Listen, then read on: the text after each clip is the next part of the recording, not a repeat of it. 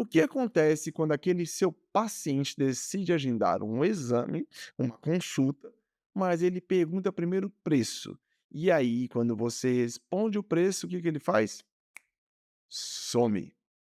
E aí, o que fazer nessa situação e por que isso acontece?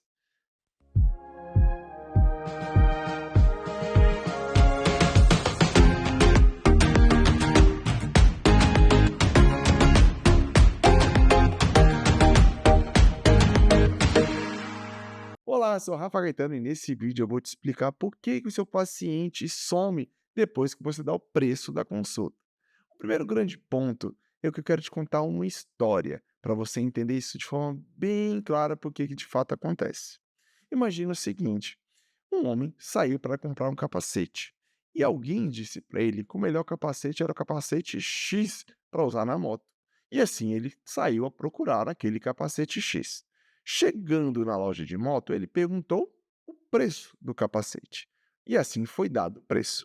Foi na segunda loja, perguntou o preço. Na terceira loja, perguntaram o preço, perguntou o preço. E assim ele veio até o ponto de ter o valor mais barato. E aí ele decide ir numa outra loja. Quando chega nessa loja, a pergunta que o vendedor faz para ele é: "Mas qual é a sua moto?" E ele fala: "Minha moto é uma Harley Davidson." "Interessante. E você usa ela como?" "Ah, eu utilizo nos finais de semana para dar uma volta, vou numa cidade e outra." "Certo. E por que que você decidiu usar esse capacete?" "Ah, porque um amigo meu me disse que esse era o melhor capacete."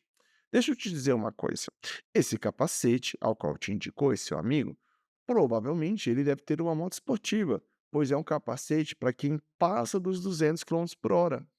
A sua moto é uma Harley e tem uma experiência diferente. Então você não precisa desse capacete e ele talvez não vai te gerar a melhor experiência. Você precisa desse outro capacete que é muito mais barato e vai te entregar uma qualidade e conforto muito maior." E aí, assim foi feita a venda. Mas por que que eu quero te contar essa história? Como ela se conecta em cima disso tudo?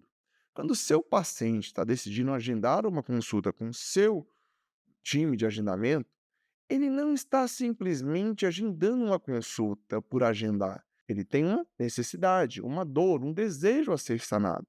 E quando você simplesmente responde o preço, você se tornou comum. E por isso que quando você dá o preço, você foi um número preenchido numa tabela, em que você é comparável. E quando você não faz o processo de mapear as necessidades do seu paciente, dificilmente você vai conseguir agendar muitos pacientes, a não ser que você seja a menor das opções em custo. E aí sim, talvez o seu paciente decida agendar.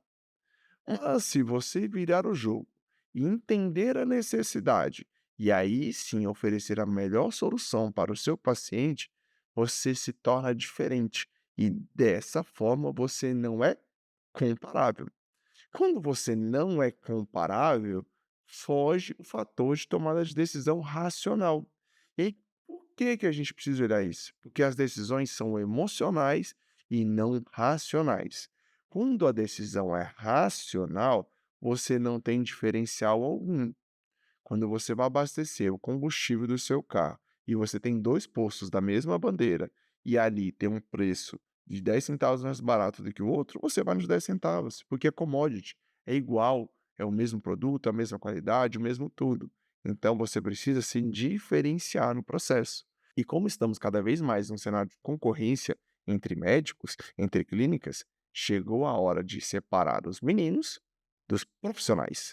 E quando eu trago isso, é porque aquelas clínicas que se preocupam no processo de atendimento vão jogar um jogo diferenciado. E como fazer isso, Rafa?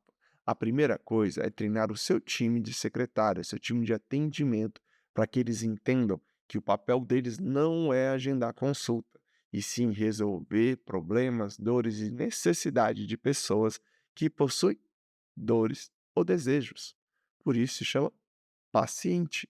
O paciente, ele tem algo a ser resolvido. E qual é essa necessidade? Primeiro mapeie a necessidade para depois se preocupar se é o plano de saúde, se não é. Por isso que existem pacientes que pagam caro por consulta e outros que simplesmente querem pagar o menor dos preços. E aí, qual o cenário está a sua clínica? Espero que tenha sido bom para ti essa reflexão e por isso eu vou te pedir para apertar o botão no like e se inscrever no nosso canal para receber dicas em primeira mão e estar sempre antenado às tendências do marketing médico.